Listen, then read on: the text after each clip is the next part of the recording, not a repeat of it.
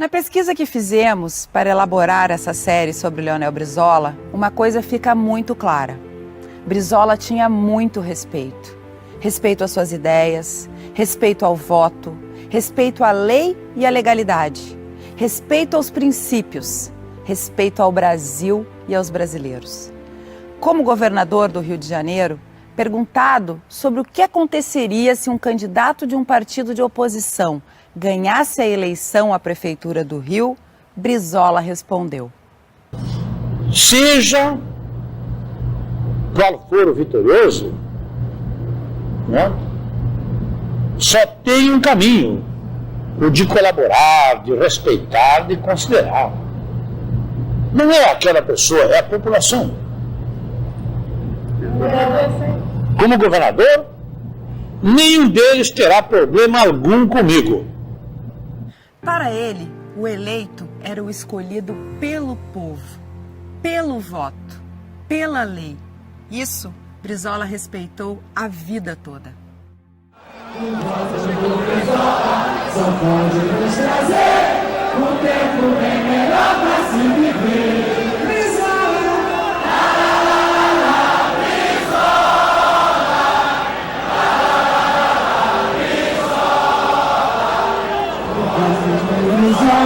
Só pode nos trazer um tempo bem melhor para se viver.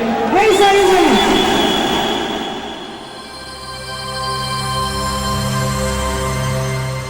Desde o seu primeiro mandato como deputado estadual, todas as suas ações, todo o seu trabalho era fiel ao seu discurso. Em 1961, o então presidente Jânio Quadros renuncia. Seu vice, João Goulart, está fora do Brasil, numa missão comercial na China. A Constituição da época era clara. No impedimento por qualquer motivo do presidente, assumiria o vice.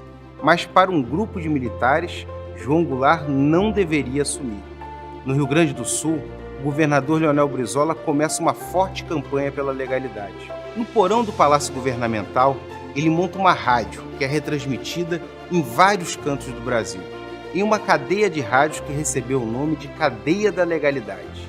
Brizola se preparou para um possível conflito armado, que ele certamente não venceria, e João Goulart, aceitando a proposta dos militares por um governo parlamentarista, acaba assumindo a presidência. Essa rendição à vontade dos militares, essa atitude fora da legalidade, faz com que Brizola esfriasse o seu relacionamento com João Goulart.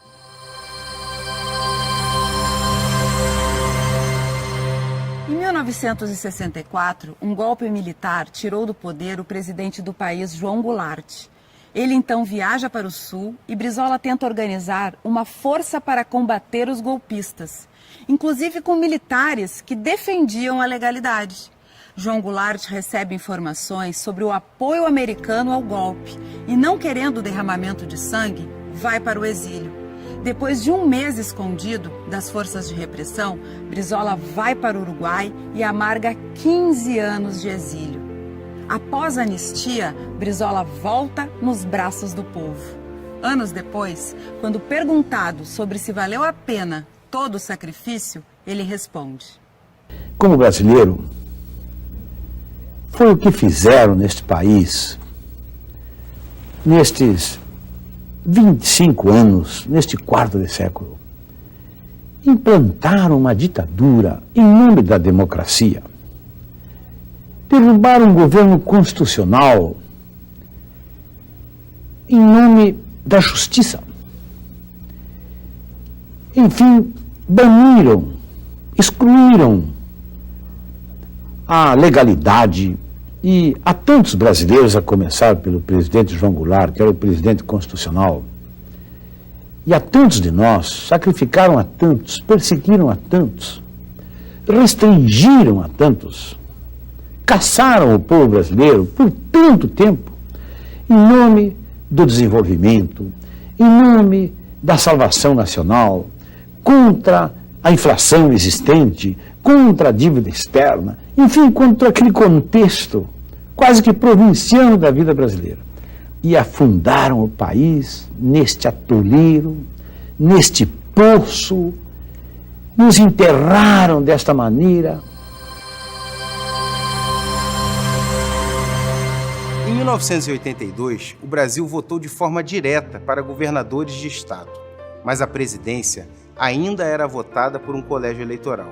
Em 1983, o deputado federal Dante de Oliveira apresenta um projeto de emenda à Constituição da época para eleições diretas para a presidência da República.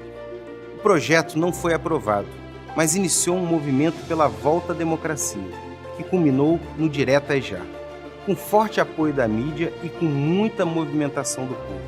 Brizola, é claro, participou ativamente. Finalmente, em 1989, o povo votaria novamente para presidente. Brizola foi candidato e, quando perguntado se era o mesmo Brizola de 1961, ele respondeu: Francamente, eu sou o mesmo de antes. O que eu aprendi com os anos, com as minhas reflexões, essencialmente, andando por aí, convivendo com tantas pessoas, eu aprendi talvez me expressar melhor um pouco. Eu consegui ampliar mais o meu pensamento, acumular mais experiência. Eu acho que, francamente, eu me sinto, por exemplo, na plenitude da minha capacidade mental. Agora, aquele Leonel Brizola, de 64, que era mais duro, se expressava com mais dureza, aquele continua aqui dentro. No Leonel Brizola, de 67 anos, há dentro dele um jovem Leonel Brizola que eu tenho que estar segurando sempre.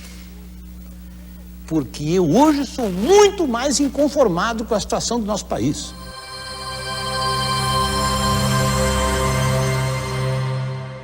Direitos e deveres. Brizola, mesmo tendo sofrido anos de exílio, não guardava rancor. Eu não quero exclusão de ninguém daqui. Eu não quero fazer a ninguém aquilo que fizeram comigo. Mas também não fugia da luta e entrou na justiça contra uma das maiores forças da comunicação do mundo, a Rede Globo, e contra um dos homens mais poderosos do Brasil, o jornalista Roberto Marinho. O dia 15 de março de 1994 ficou marcado para sempre. No Jornal Nacional, um dos programas de maior audiência da emissora, o seu apresentador, Cid Moreira, por ordem da Justiça, leu a carta-resposta de Leonel Brizola. Jornal Nacional, a pretexto de citar a editorial de O Globo, foi acusado na minha honra, e pior, apontado como alguém de mente senil. Ora, tenho 70 anos, 16 a menos que meu difamador Roberto Marinho, que tem 86 anos. Se é esse o conceito que tem sobre os homens de cabelos brancos, que os use para si. Ninguém questiona o direito da Globo mostrar os problemas da cidade. Seria antes um dever para qualquer órgão de imprensa. Dever que a Globo jamais cumpriu quando se encontravam no Palácio Guanabara governantes de sua predileção. Quando ela diz que denuncia os maus administradores, deveria dizer sim, que ataca e tenta desmoralizar os homens públicos que não se vergam diante do seu poder. Se eu tivesse as pretensões eleitoreiras de que tentam me acusar, não estaria aqui lutando contra um gigante como a Rede Globo. Faço-o porque não cheguei aos 70 anos de idade para ser um acomodado. Quando me insulta por nossas relações de cooperação administrativa com o governo federal, a Globo remorde-se de inveja e rancor e só vê nisso bajulação e servilismo. É compreensível. Quem sempre viveu de concessões e favores ao poder público não é capaz de ver nos outros senão os vícios que carrega em si mesmo.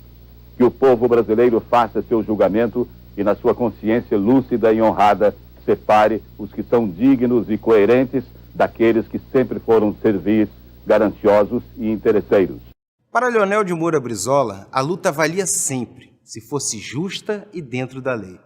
É por isso que Brizola tinha razão.